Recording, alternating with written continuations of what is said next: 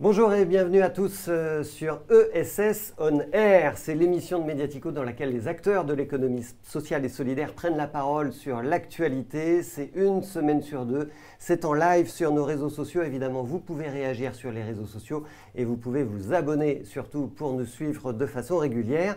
Alors aujourd'hui, dans ESS On Air, on ne va pas trop parler de politique, on ne va pas trop parler de Covid parce qu'on a d'autres informations à vous communiquer, d'autres infos que celles qu'on voit à la télé d'habitude.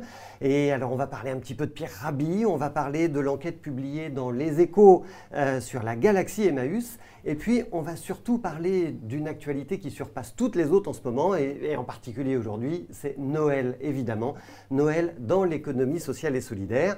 Et on va en parler sur le plateau de Mediatico ici avec deux invités que j'ai grand plaisir à recevoir. Maud Sarda, d'abord, elle est cofondatrice, bonjour Maud, elle est cofondatrice et directrice de Label Emmaüs. C'est une plateforme en ligne où on peut acheter des cadeaux de Noël.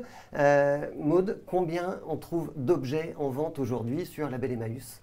1 700 000 à peu près. C'est pas mal. Il y a de quoi faire ses achats Noël. Ben c'est ça, voilà, pour ceux qui n'ont pas encore eu le temps de les faire, il vous reste quelques heures. Et puis Nicolas Tisse. Nicolas, bonjour. Alors Nicolas, il est entrepreneur social, il est directeur d'un fleuriste écologique et solidaire. Moi, je croyais que tous les fleuristes étaient écolos, apparemment, c'est pas vrai.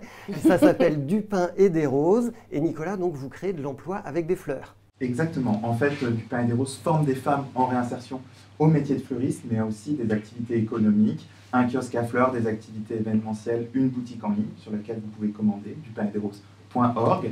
Et petit coup de pub, ça y est, c'est parti. En fait, on est là pour ça. Et donc, cette activité économique nous permet également de créer de l'emploi et des opportunités pour les femmes que l'on accompagne. Combien d'emplois vous avez créé depuis 3 ans que vous existez ? On est une équipe de 13 personnes chez Du pain et des roses. Ok, bravo Nicolas. Un grand merci en tous les cas à tous les deux d'être là aujourd'hui. Alors comment regardez-vous l'actualité ? Quelles infos positives vous voulez partager avec nous ? Et puis quelle est votre propre actualité ? C'est ça qu'on va voir tout de suite avec vous deux dans ESS On Air.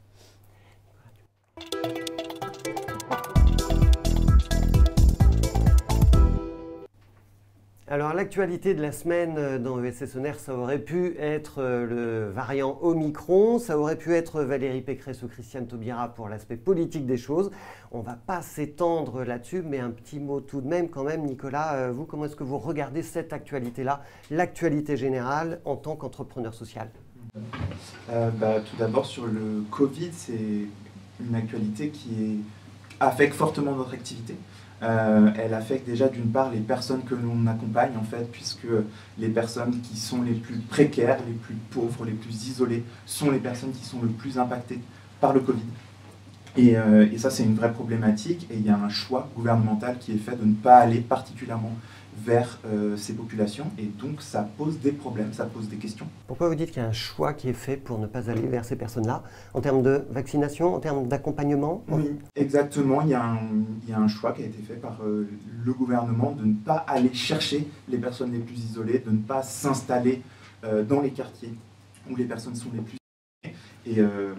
Et donc ça pose des questions puisque du coup ces personnes-là sont d'autant plus éloignées de la santé de par le Covid. Maud Sarda, vous n'avez pas envie d'en parler de la politique et du Covid. Pourquoi ? Alors, la politique, c'est quelque chose, chez Emmaüs, on aime être apolitique et jamais vraiment se prononcer pour, contre. C'est très important, c'est notre liberté. Préserver la cohésion de la famille Emmaüs ? Oui, c'est vrai, peut-être aussi, mais c'est surtout notre liberté d'interpellation. On a un positionnement absolument neutre, voire qui peut être aussi contre, mais ouvertement contre tout type de parti finalement qui ne soutiendrait pas nos valeurs. Donc voilà, c'est plutôt pour ça. Covid, c'est plutôt parce que finalement, je n'ai pas vraiment d'expertise plus que quelqu'un d'autre à apporter sur le sujet. Moi, je soulignerais surtout le manque de moyens pour l'hôpital. Je trouve que c'est assez fou en fait que ça a disparu un peu du débat, cette question. Le nombre de lits fermés. Bah oui, on voit bien que de toute façon, ces vagues, elles reviendront. Ça ne va pas s'arrêter comme ça du jour au lendemain. Donc, qu'est-ce qu'on attend juste depuis 2 ans pour doubler, tripler les moyens de l'hôpital ? Quel est le plan d'investissement public pour remettre l'hôpital public à flot? Merci pour ce premier avis. On ne s'étend pas sur le sujet, on vous l'a dit, on vous l'a promis, mais on va se pencher sur une autre actualité qui concerne directement Mozarda. C'est cette grande enquête dans les Échos-Weekend qui s'appelle la nébuleuse Emmaüs, donc qui a été signée par mon confrère Stefano Lupieri, que je salue ici. Et on y apprend notamment que la générosité des Français lors du premier confinement a permis de collecter 15 millions d'euros pour Emmaüs France. On y apprend aussi que dans la galaxie Emmaüs, chaque association est autonome, donc il n'y a pas de hiérarchie par exemple comme au Secours catholique. Et puis on y rappelle bien sûr la création par l'abbé Pierre, on y parle des communautés de compagnons, et puis on y parle aussi d'Emmaüs Alternatives, d'Emmaüs Défi, d'Emmaüs Connect et de Label Emmaüs Mozarda. Comment est-ce que vous avez trouvé cette enquête ? Je l'ai trouvée bien faite parce que c'est vrai que c'est pas évident de comprendre cette fameuse galaxie nébuleuse Emmaüs. Alors, ce mot nébuleuse a un petit côté négatif quand même, voilà, qui m'a un peu interpellée, mais bon, ça c'est le titre pour accrocher le lecteur. Il y a des choses oui, il y a des choses à cacher là-dedans en termes de gestion, et bon, finalement, quand on lit l'enquête, pas du tout, elle est plutôt très positive pour le mouvement Emmaüs. Le plus sensible probablement, c'est ces 15 millions d'euros collectés qui ont suscité un très vif débat en interne chez Emmaüs. Oui, c'est ça qui est difficile à comprendre d'un point de vue extérieur, parce que c'est vrai que le monde associatif, les ONG, traditionnellement, font l'appel à générosité du public. Tout le monde le fait, sauf Emmaüs. Et pas vous, pourquoi ? Voilà, parce que c'est un positionnement qu'on a très fort depuis toujours, et qui est vraiment hérité de l'abbé Pierre, qui avait décrété que Emmaüs vivrait de son travail. C'est vraiment très important pour que les personnes aussi qu'on accueille, qui travaillent avec nous, retrouvent une dignité, de l'estime d'elles-mêmes. Et les compagnons, ils refusent le RSA par exemple. C'est très fort. Ils refusent des aides auxquelles ils ont droit parce qu'ils veulent vivre de leur travail. Et donc seule la Fondation Abbé Pierre, dans la nébuleuse Emmaüs, est autorisée à faire de l'appel à générosité du public.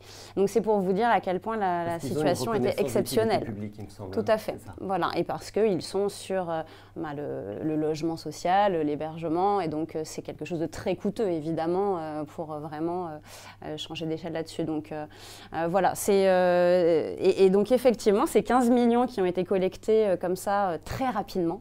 Vraiment très rapidement, ça montre la générosité des Français, la sympathie pour le mouvement Emmaüs.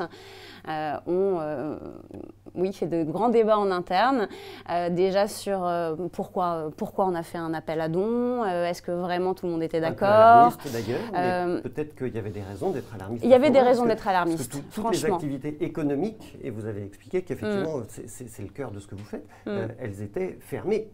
Il faut comprendre qu'une communauté Emmaüs, ça n'a aucune subvention, ni publique ni privée. Un compagnon, ce n'est pas un salarié, donc on ne bénéficiait pas non plus d'aide avec du chômage partiel. Il n'y avait aucune aide pour survivre en fait dans cette période. Donc un mois de fermeture du mouvement Emmaüs, c'est 20 millions d'euros en moins de recettes. Pour tout simplement héberger, nourrir des personnes. Donc oui, l'appel était assez alarmiste pour ne pas qu'elles retournent à la rue, mais c'est une réalité. Il y a beaucoup de compagnons qui viennent de la rue, qui sont issus de l'immigration, qui n'ont pas de papier. Donc voilà, il y avait beaucoup d'inquiétudes, je pense, à ce moment-là où on ne savait pas tellement ce qui nous attendait. Et finalement, le mouvement Emmaüs a su être très résilient. Les communautés se sont entraidées entre elles, ont été très solidaires, beaucoup de solidarité interne, parce que vous voyez, 15 millions, c'est beaucoup. Et en même temps, 20 millions de pertes en un mois. Il y a eu 2 mois de fermeture, premier confinement, donc 40 millions de pertes. Donc heureusement qu'il y a eu de la solidarité interne aussi. C'est des chiffres qui donnent un peu le vertige, mais en même temps, c'est parce que cette galaxie Emmaüs, elle est pléthorique en réalité. Il y a combien d'associations ? Il y a 300 structures quasiment. Oui, c'est conséquent. Il y a quasiment 500 points de vente et points de dépôt en France. Bon, alors, super exposition quand même dans les Échos sur le mouvement Emmaüs. C'est pas tous les jours que ça arrive, donc bravo pour ça. Et puis bravo aux Échos aussi de l'avoir fait. Label Emmaüs, c'est un des petits derniers quand même, parce que Label Emmaüs est né il y a quoi ? Il y a 5 ans maintenant ? Il y a 5 ans, voilà, alors, un petit peu plus de 5 ans. C'est quoi d'abord Label Emmaüs et puis ça fonctionne comment? Label Emmaüs, c'est vraiment le prolongement en ligne d'Emmaüs. Donc c'est une marketplace, labelemmaüs.co, où on va trouver donc 1 700 000 produits sur toutes les gammes. C'est un bric-à-brac géant, donc vraiment le prolongement en ligne du bric-à-brac Emmaüs qu'on connaît bien. Et tous ces produits sont mis en ligne par des compagnons, par des personnes en parcours d'insertion et des personnes qui ne sont pas accueillies que chez Emmaüs, puisqu'on a aussi comme partenaires qui alimentent le site Envie, des ressourceries, la Croix-Rouge. Voilà, donc on est la marketplace de l'économie sociale et solidaire largement. Quand on dit ils alimentent le site, ça veut dire en fait ils mettent des produits en ligne, donc des images et du texte pour expliquer ce que c'est que le produit, ou ils vont les ranger dans des entrepôts qui se trouvent derrière le site internet? Alors, un peu de tout ça. Alors, ils ont tous les dons qu'ils reçoivent, des particuliers, des professionnels. Voilà. Ils vont faire un tri. Ils vont estimer que dans ces dons, il y a certains objets qui méritent d'être vendus en ligne. Ils vont avoir un petit stock dédié à part parce qu'il n'y a pas de traçabilité dans ces boutiques. Il n'y a pas de code barre sur les produits. Très compliqué de faire de la vente en ligne dans ces conditions. Donc, ils sont obligés de vraiment créer leur petit stock, leur gestion de stock à part. Et puis après, ils photographient chaque produit. Ils décrivent chaque produit. Ils vont chercher sur Internet la cotation de chaque produit. C'est un travail énorme. C'est au moins 20 à 30 minutes par annonce. Et on ne se doute pas de tout ce travail derrière. Après, il faut bien sûr gérer les commandes. Il faut conditionner les colis. Il faut les remettre au transporteur. Ce sont ces personnes-là qui font toute la chaîne en fait, de la vente en ligne. Et c'est une montée en compétences énorme pour des compagnons, pour des personnes en parcours d'insertion, avec l'outil numérique évidemment au cœur. Alors du coup, depuis 5 ans, vous avez créé combien d'emplois pour les personnes en insertion et puis économiquement, ça génère combien de chiffres d'affaires Label Emmaüs? Alors la marketplace finalement c'est une création d'emplois indirecte puisque ce sont les partenaires qui alimentent le site et qui ont donc des postes dédiés à la vente en ligne chez eux. On estime qu'il y a environ 400 personnes à l'instant T qui travaillent sur l'activité Label Emmaüs dans les 170 structures partenaires. Nous, notre équipe, on est quasiment 60. Dans les 60, il y a plus de 20 personnes qui sont en poste d'insertion, puisqu'on est aussi une entreprise d'insertion. On a 2 entrepôts logistiques où on a donc des opérateurs qui sont en insertion. Et puis, on a aussi créé une école qui forme des personnes aussi au métier de la vente en ligne. Et donc là, on a formé quasiment 200 personnes depuis le début avec l'école. Excellent. Nicolas Thies, vous aussi, vous créez des emplois chez Dupin et des Roses. Alors, racontez-nous un petit peu Dupin et des Roses, ça a 3 ans, si je ne me trompe pas. Et voilà, donc vous êtes un fleuriste et donc vous avez créé des emplois. Ça marche comment? Des femmes essentiellement, racontez-nous. Alors, Dupin et des Roses, c'est une structure avec 2 têtes. Une association qui forme des femmes en réinsertion au métier de fleuriste et qui promeut l'utilisation de la fleur française et de saison. Et puis, une structure de l'économie sociale et solidaire, une entreprise de l'économie sociale et solidaire qui propose des services pour les particuliers et les entreprises et qui vient du coup contribuer à la gratuité des formations que l'on mène sur l'association. Donc du coup, il y a un double volet, à la fois formation, à la fois création d'emplois, activité économique. Et donc les femmes, qu'est-ce qu'elles font? Elles apprennent à faire un bouquet? Elles apprennent à prendre soin des fleurs. Qu'est-ce qu'elles apprennent dans vos formations en fait? Exactement. Sur les femmes que l'on accompagne, elles apprennent vraiment les bases du métier de fleuriste. C'est un métier sur lequel on peut se reconvertir rapidement. C'est un métier qui est très esthétique, qui permet de se développer soi. Et en fait, les femmes que l'on accompagne, traditionnellement, on ne leur propose pas un métier qui est créatif, qui est beau, qui est valorisant. Et donc du coup, on leur apprend... le tout premier cours, c'est un cours sur la vrille, donc qui est la technique qui permet de faire tourner un bouquet sur lui-même et de lui donner une belle forme. Mais ensuite, on apprend à la fois la reconnaissance des végétaux, l'entretien d'une boutique, de la gestion, de la logistique, de la vente. Le métier de fleuriste, c'est un métier très complet et qui du coup développe des compétences transversales qui sont très intéressantes et qui peuvent amener à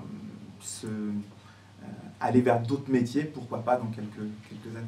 Et quand elles sortent de chez vous, elles peuvent dire « ça y est, je suis fleuriste, je peux m'installer ou je peux aller travailler pour un fleuriste » ou c'est une passerelle vers une étape de formation complémentaire? Ça dépend des profils, ça dépend des parcours. Il y a des personnes dans notre formation qui veulent aller directement travailler en boutique parce qu'il y a une envie de s'insérer directement sur le marché du travail. Mais il y a d'autres personnes qui ont envie de poursuivre en trouvant un patron pour passer un CAP ou continuer de se développer. Voilà, on a une formation qui est très sur mesure et qui écoute les besoins pour les orienter et les accompagner au mieux dans leur reconversion dans le monde de la flamme. Et vous générez combien de chiffres d'affaires? Du pain et des roses, c'est autour de 350 000 euros de chiffre d'affaires et 200 000 euros de subventions publiques et privées. Et vous, Maud Sarda, chez Label Emmaüs, le chiffre d'affaires, c'est quoi? Le budget total, il est de 2,5 millions, là, cette année qui se termine. Il y a une bonne part encore de subventions là-dedans. Donc, on va dire que 1,5 million, c'est le chiffre d'affaires. Le reste, ce sont des subventions. Bon, l'excellente nouvelle dans cette histoire, c'est quand même qu'on est en train de vous dire que l'économie sociale et solidaire, elle crée des emplois. En fait, elle sert à ça essentiellement, pas que, mais enfin bon. Et elle crée en particulier des emplois pour des gens qui sont très éloignés du marché de l'emploi. Donc, chapeau à tous les acteurs de l'ESS qui travaillent sur ce champ d'activité. Comment, Maud Sarda, est acceptée la réussite entrepreneuriale de Label Emmaüs dans un monde de culture extrêmement associative, en fait? Bon, finalement, le mouvement Emmaüs, c'est un mouvement d'entrepreneurs sociaux. Depuis 70 ans, c'est ça. D'ailleurs, une petite chose dans l'enquête des Échos où j'ai tilté, c'est qu'ils disent que finalement, il y a une seule sorte de structure qui n'a pas trop évolué avec le temps, ce sont les communautés, mais c'est très faux. Puisque en fait, les communautés Emmaüs, c'est la matrice. On vient tous des communautés Emmaüs et toutes les structures d'insertion, même le relais par exemple, est né d'une communauté Emmaüs dans le Nord. Voilà, donc tout le monde est très innovant, créatif dans ce mouvement. Donc c'est pas l'apanage de Label Emmaüs de l'être. Nous, on a un petit côté moderne parce que c'est Emmaüs 2.0, mais finalement, on n'est que le prolongement de ce que fait Emmaüs dans le monde physique. Alors, est-ce que c'est bien pris, mal pris? Disons que Internet soulève beaucoup de questions, beaucoup de peurs. C'est l'antithèse du lien social pour beaucoup de personnes, et à juste titre, souvent. Et donc, il y a des vraies peurs. Et puis, c'est aussi des modèles ultra-capitalistiques comme Amazon, qui défraient la chronique. Et donc, c'est vrai que chez Emmaüs, peut-être certains vont se dire qu'on n'a rien à faire dans cet univers-là. Et justement, si. Il faut y être dans cet univers-là. Il faut y être. Et pour autant, Amazon, ce n'est pas vos copains. Ben non, c'est justement pour ne pas laisser toute la place à des modèles comme ça. C'est pour ça. De la même façon qu'Emmaüs, dans le monde physique, est un contre-modèle, une épine dans le pied, une façon de montrer qu'on peut faire du commerce autrement. Il faut exactement faire la même chose en ligne. Alors, Nicolas Tizou, ce n'est pas spécialement l'enquête des Échos sur Emmaüs qui vous a marqué cette semaine. Non, le sujet dont vous aviez envie de nous parler, c'était plutôt la mort de Pierre Rabhi. Donc, je rappelle, Pierre Rabhi, il est mort à 83 ans. On va le voir en photo. Pierre Rabhi, philosophe, écrivain, pionnier de l'agroécologie. Là, il est en couverture du hors-série spécial du magazine Kaizen. Fondateur du mouvement Colibri aussi, qui dit que chacun doit faire sa part. Et on remercie Daniel, une de nos abonnées au Canada, qui nous envoie ce magnifique colibri réalisé par des Indiens Haïda de la côte ouest du Canada. Nicolas Tisse, Pierre Rabhi, c'est un personnage qui vous inspire? Alors, Pierre Rabhi, c'est une personnalité controversée qui inspire beaucoup dans le monde de l'ESS. Je pense qu'on a eu de vibrants hommages au moment de sa mort il y a quelques semaines. Et moi, je trouvais intéressant de revenir dessus parce que je trouve qu'au moment de sa mort, on n'a pas assez mis en avant les zones d'ombre ou les zones compliquées du personnage. Lesquelles? Pierre Rabhi, c'est une personne qui a des positionnements réactionnaires, homophobes, transphobes, qui exploite des bénévoles dans ce qui semble être du travail déguisé sur ces exploitations. Donc il y a toute une problématique sociale qui est présente et qui doit poser des questions dans le monde de l'économie sociale et solidaire, puisque on travailler pour quelque chose de plus juste, c'est aussi penser à tout ce qu'il y a derrière notre propre économie. Et un jugement très dur que vous avez sur Pierre Rabhi. C'est pas un jugement si dur que ça, c'est un jugement qui est réel. Il a des prises de position qui sont choquantes et il est soutenu par toute une partie de la réaction en France. Et puis au-delà de ça, le modèle agroécologique qui est prôné par Pierre Rabhi, il est également en partie contestable, puisqu'il est inspiré parfois de l'anthroposophie, de pensées magiques, des choses qui ont un fondement scientifique qui semble parfois pas très stable. Donc je trouvais intéressant de pouvoir un petit peu remettre les pendules à l'heure sur ce personnage. De temps en temps, il faut penser que l'économie sociale et solidaire peut être un petit peu plus scientifique que des personnages qui sont très mis en avant médiatiquement pour porter le mouvement. Donc Pierre Rabhi ne vous a pas inspiré plus que ça. Et Maud Sarda, vous, voilà, Pierre Rabhi, c'est pareil, c'est quelqu'un qui vous inspire de la défiance ou au contraire, vous êtes une fan?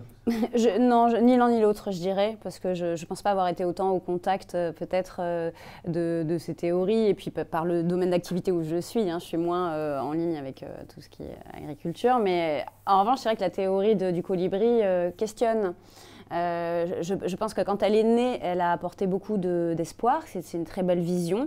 Malheureusement, maintenant, ça ne suffit plus. Et je pense qu'elle participe à déculpabiliser aussi un paquet de pouvoirs en place. Et voilà, un peu schématiquement, c'est un peu le meilleur copain du CAC 40, quoi. Il y a un moment donné, pour voilà. Ceux qui ne savent pas, donc pour ceux qui ne sauraient pas dans l'économie sociale et solidaire, enfin bon, j'ai des doutes, mais quand même, la théorie du colibri, c'est cette théorie qui dit que le colibri, avec son petit bec et ses petites gouttes d'eau, va contribuer à éteindre un incendie de forêt. Et la morale, c'est donc, elle consiste à dire que chacun doit faire sa part pour contribuer à un mouvement d'ensemble. Et pourquoi le colibri est le meilleur copain du CAC 40 ? Parce qu'il y en a qui doivent faire un petit peu plus que les autres. Parce qu'ils ont les clés d'une grande partie de la solution. Donc voilà, ça ne va pas suffire que chaque être humain fasse un petit peu. Il va falloir que les puissances économiques en place changent vraiment diamétralement de système. C'est quand même, on doit tourner à 180 degrés là. Donc c'est pour ça que je pense que c'est une théorie qui, aujourd'hui, n'est peut-être plus la bonne pour ce qui n'est plus une transition qu'on a à faire là, c'est une révolution. Donc voilà, c'est dans ce sens-là. Mais je respecte par ailleurs toutes les personnes qui croient en cette théorie ou qui y ont cru. Donc Maud Sarda appelle à une révolution dans le CAC 40 et elle s'adresse directement aux 40 PDG de ces entreprises-là. Il faut changer maintenant. On passe tout de suite à l'actualité de Noël.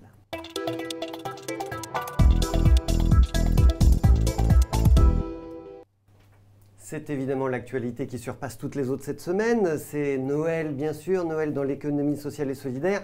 Et je vais inviter tout de suite sur ce plateau Émilie Josse, elle est journaliste à Mediatico, parce qu'avant d'entendre ce que les acteurs de l'ESS ont à nous dire, on s'est dit chez Mediatico qu'on voulait savoir si les Français achetaient beaucoup ou pas de produits écologiques, responsables, solidaires. Et donc, bienvenue Émilie sur le plateau de ESS On Air. Eh bien, merci beaucoup Frédéric, bonjour à tous bonjour. Et à tous ceux qui nous regardent. Alors effectivement, Noël, vous l'avez dit tout à l'heure, c'est demain. Et Noël, c'est évidemment la joie de partager des moments en famille autour de repas copieux.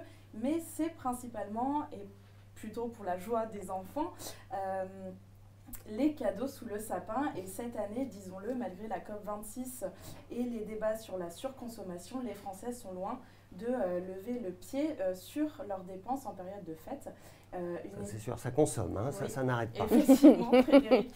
Une étude réalisée par Kantar dévoile que les Français dépensent en moyenne cette année 269 € pour les cadeaux de Noël. Donc c'est le budget moyen, 269 € pour faire des cadeaux.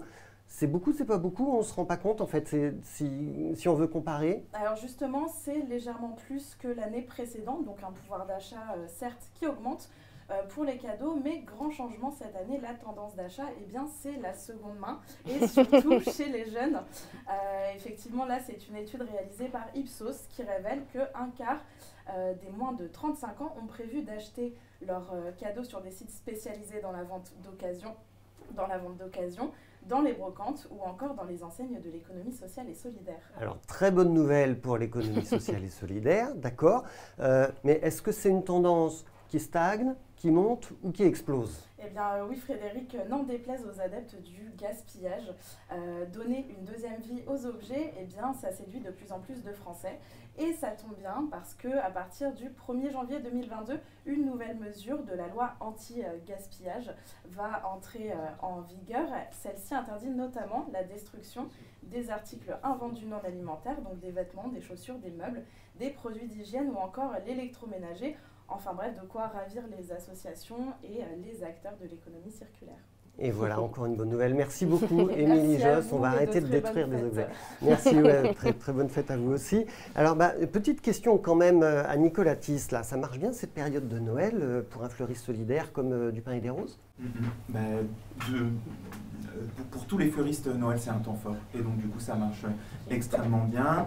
Nous on a en plus des services aux entreprises, ça va être de la décoration, des arbres de Noël, des ateliers qui viennent contribuer très fortement à notre activité, donc c'est vraiment un très beau temps fort pour nous.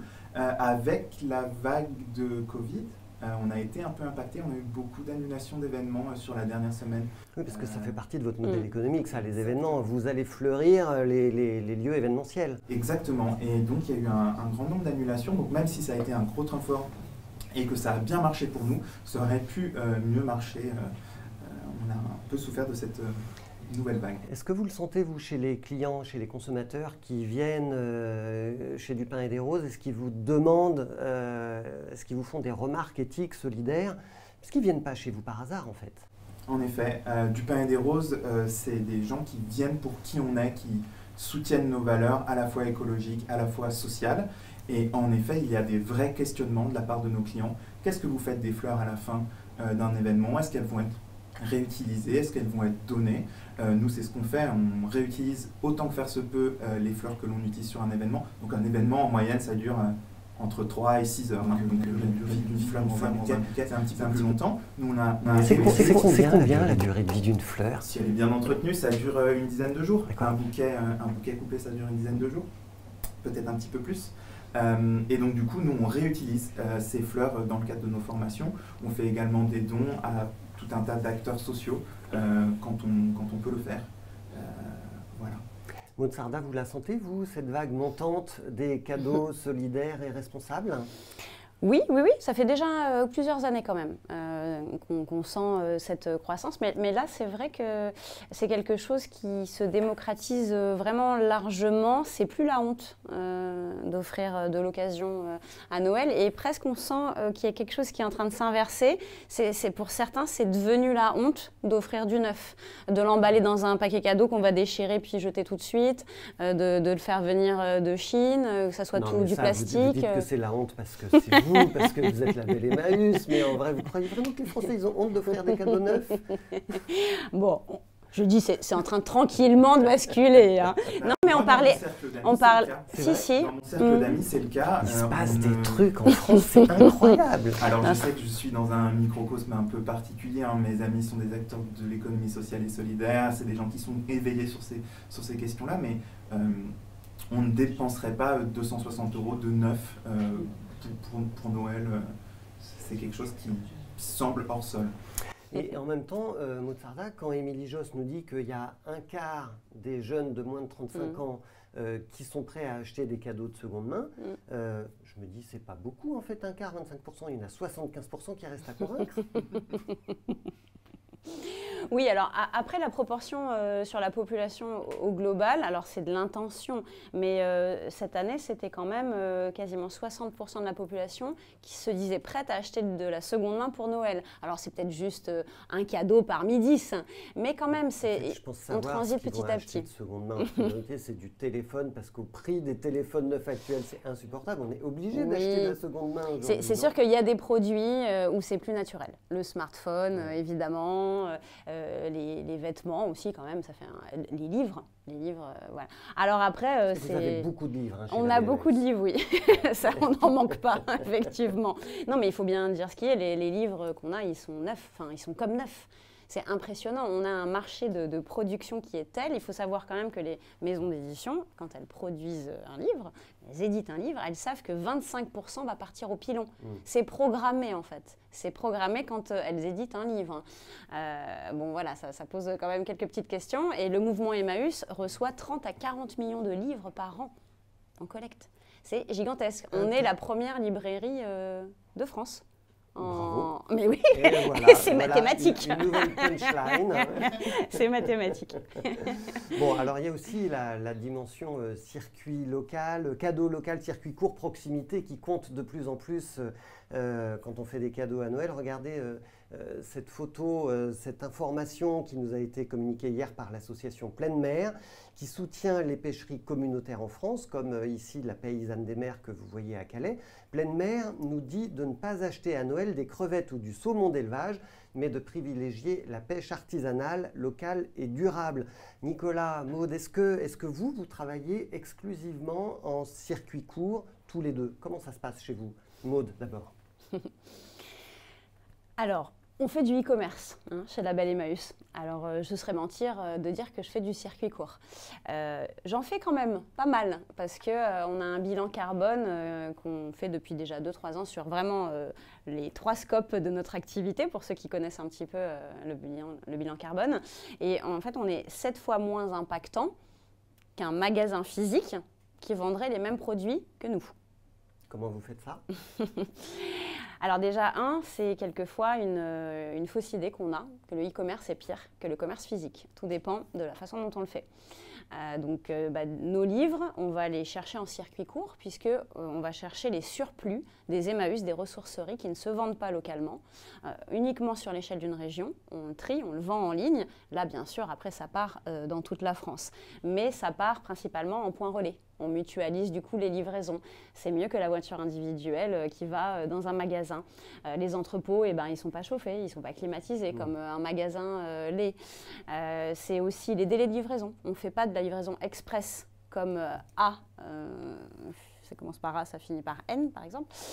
Donc ça, en quelques heures, c'est une catastrophe écologique.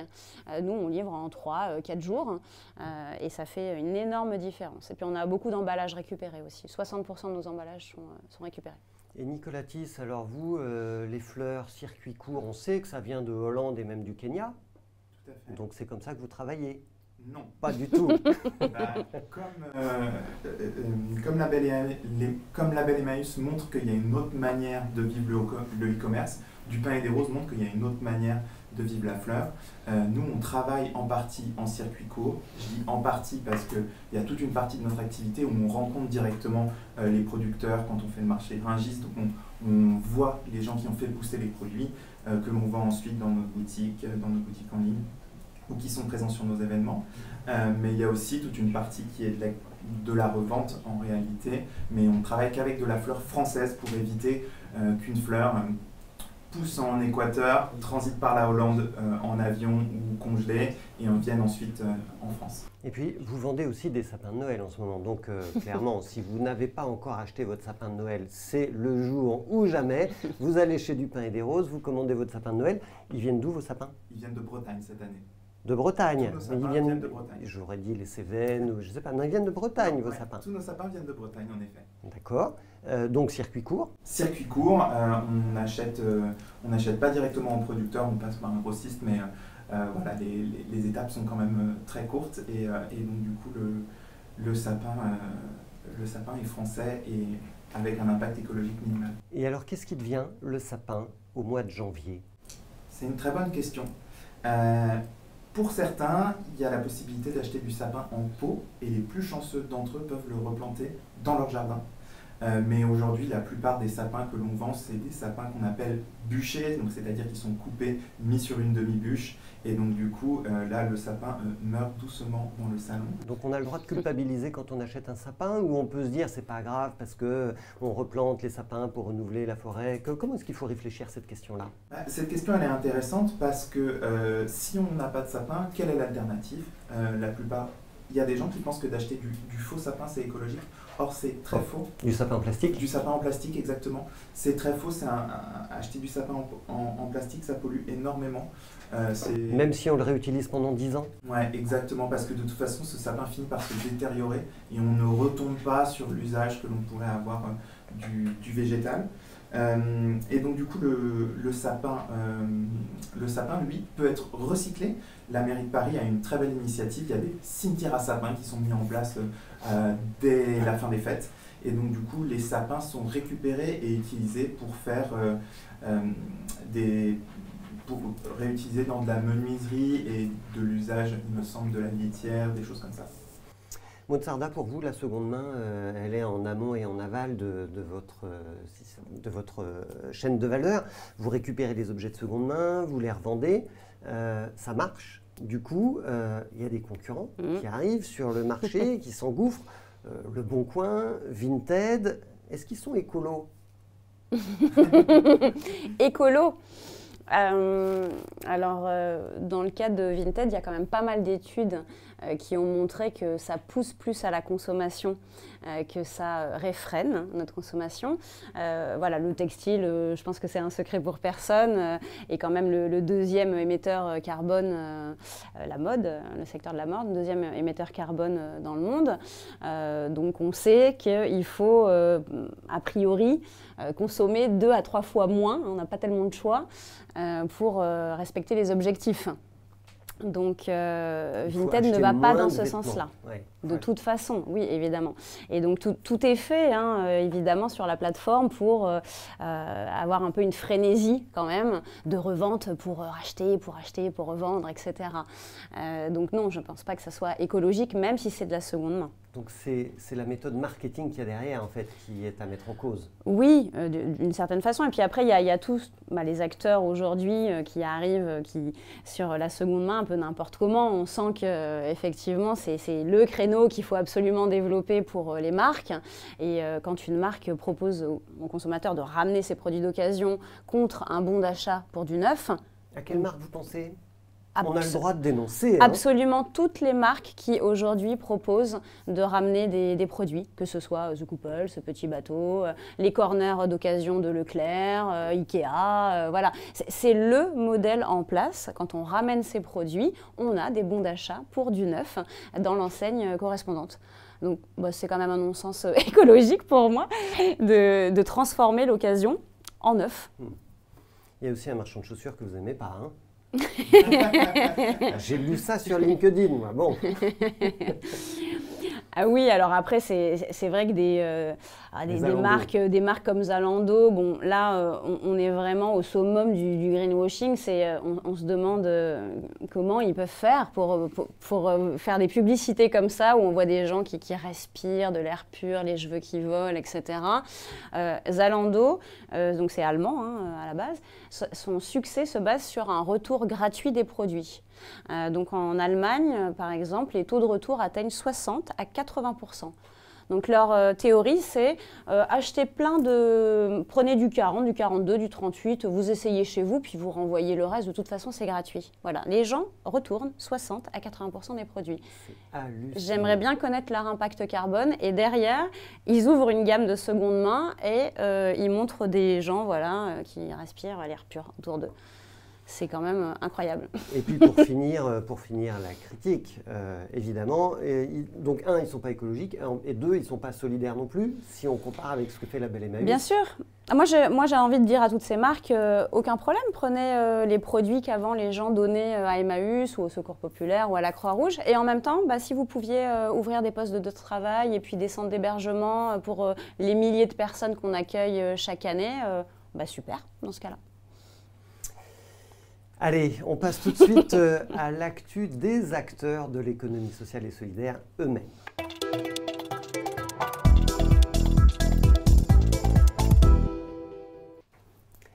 Nicolas Thys, votre actu 2022, parce qu'on va se projeter sur 2022 tout de suite, c'est d'une part un développement à Nantes, vous grandissez, et puis vous avez des envies de perfectionnement de votre système de formation, j'ai envie de dire. Racontez-nous un petit peu. Exactement. Peut-être pour commencer par notre système de formation, du Pain et des Roses va en 2022 devenir une école. Et donc, nos formations vont être certifiantes, reconnues par la profession, et donc vont permettre une bien meilleure insertion des personnes que l'on accompagne dans le monde de la FLAP. C'est un cheminement qui date de très longue date, puisqu'on a depuis très longtemps envie de se professionnaliser, mais c'est compliqué dans le monde de la formation de trouver le bon modèle, de trouver les bonnes ficelles, on va dire. Et donc là, on est en train d'aboutir à la création d'une vraie école et d'un vrai CQP. Mais ça veut dire quoi? Ça veut dire que vous avez besoin de trouver des locaux, il va y avoir des classes avec des enseignants, il faut trouver des enseignants, il faut trouver des parcours de formation. Ça dure combien de temps? Racontez-nous. Alors, on a envie de savoir. On a déjà une salle de classe et on donne déjà cours dans nos bureaux, dans nos locaux. En fait, là, ce qui se passe, c'est que la formation s'allonge, se professionnalise avec, on va dire que là, c'était une formation un petit peu maison, avec des acteurs qui nous connaissent, qu'on nous fait confiance. Formation maison ne veut pas dire formation de moindre qualité, mais là, on fait des formations qui sont plus longues, avec un référentiel qui est celui d'un CQP. CQP, c'est un niveau de formation de qualification professionnelle. Pour être très simple, pour vulgariser, c'est ce qui est en dessous d'un CAP. C'est la D'accord. première marche à l'étrier dans la formation. Mais ça veut dire que c'est une reconnaissance aussi de votre formation par le ministère du Travail. Et- C'est ça que ça signifie. Et par la profession. Par la profession. C'est au D'accord. niveau de la branche que ça se passe. Et donc voilà, c'est la première marche.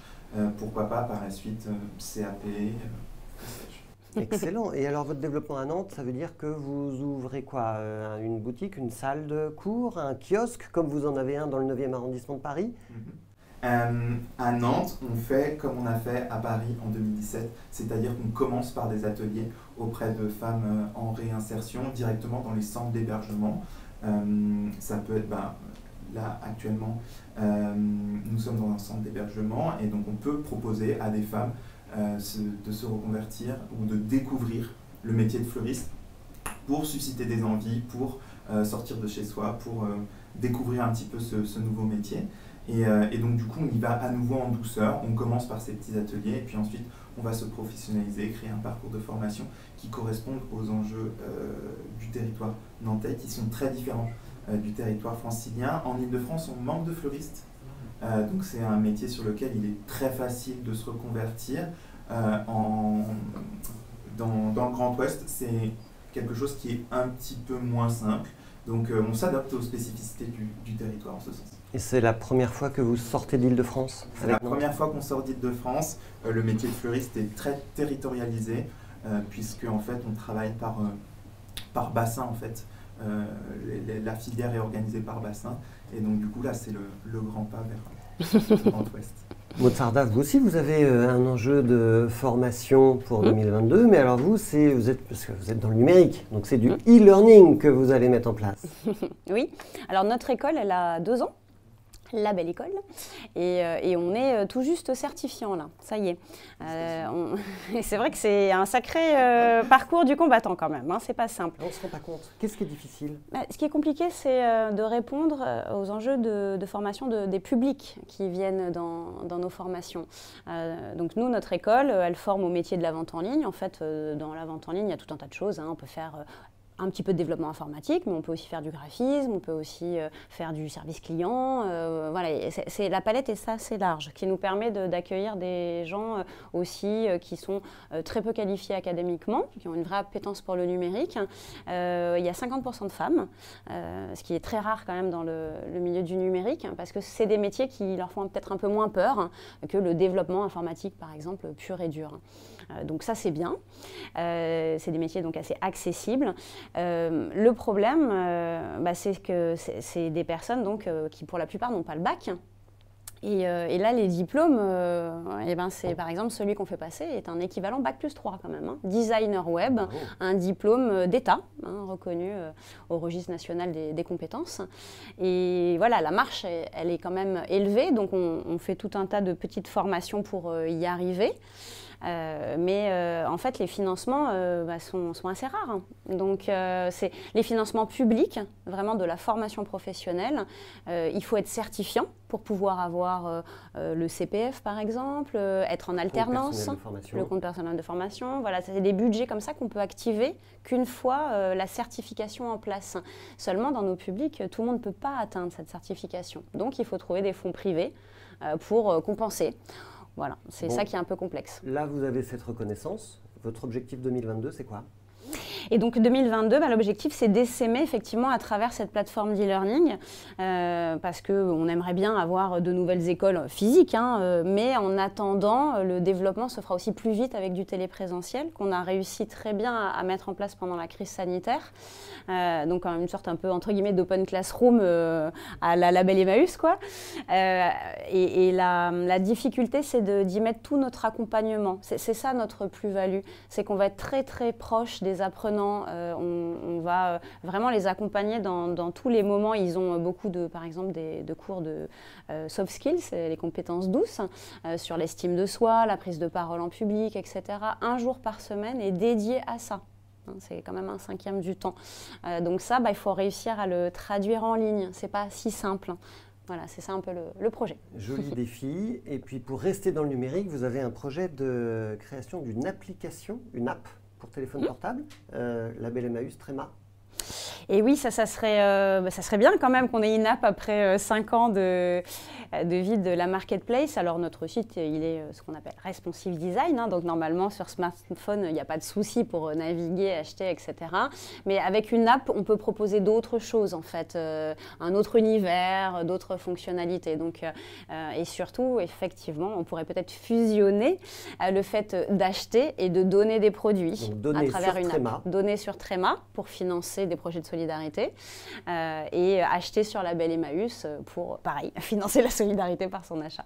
Ceux qui veulent chercher Tréma, c'est TRE2MA comme Emmaüs, vous voyez, donc le petit jeu de mots, voilà. Bravo pour ça. On regarde tout de suite pour finir cette émission, quelle est l'info positive que vous avez envie de partager avec nous.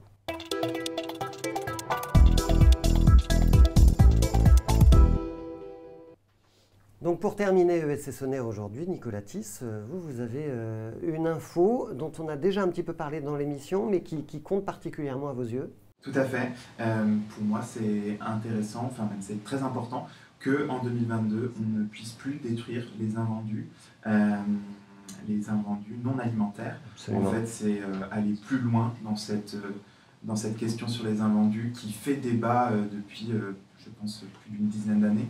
En réalité, c'est quelque chose qui est très intéressant parce que dans le monde de la fleur, il y a cette culture d'avoir un gros étal qui fait envie avec des fleuristes qui assument avoir énormément d'invendus et qui tout simplement terminent à la poubelle.